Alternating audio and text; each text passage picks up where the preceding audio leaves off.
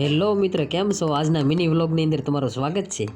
આજે mood off હતું એટલે આજે નીકળી ગયા અલંગ પોર્ટ ઉપર ફરવા માટે. આજુબાજુમાં જે પડી ગયેલું છે એ ડેમોલેશનને કારણે પડી ગયેલું. આપણે પહોંચી ગયા અલંગના દરિયાકાંઠે. શિપને આ રીતે કાપવામાં આવે છે જો. પછી તો બહારથી આવેલા મિત્રો પણ મળી ગયા. મિત્રો સાથે સેલ્ફી લીધી, આપી દીધી અલંગની બધી માહિતી. મિત્રો આવેલા હતા બહારથી ફરવા માટે. પછી તો જોવા મળ્યું મોટું ટાવર શિપ. અહીંયા તમને દરેક પ્લોટની અંદર ક્રેનો જોવા મળશે. પણ આ શિપ કંઈક અલગ જ છે જો. આની ઉપર પણ ક્રેનું છે. આ ટાવર શિપ છે. આ શિપ છે એ દરિયાની અંદર ખાણ ખનીજનું સંશોધન કરે છે. દરિયાની અંદર આ પણ એક અલગ જ શિપ દેખાણો.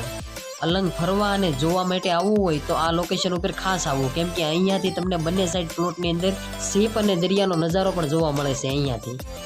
અહીંયા બધા શિપ છે એ વિદેશથી આવે છે. અલંગમાં કામ કરવું તે રિસ્કીલી હોય છે. આ શિપમાં તો કંઈક અલગ જ પ્રકારના ગોળા દેખાય છે. આ શિપનું પણ કટિંગ કામ શરૂ છે, તમને દેખાય છે.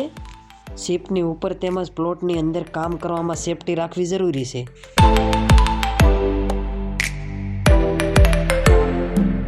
આ શિપ ઉપર ઘણું બધું માણસો છે જો, ઉપરથી કાપે છે. તમને પણ મજૂર દેખાતા હોય તો કોમેન્ટ કરજો.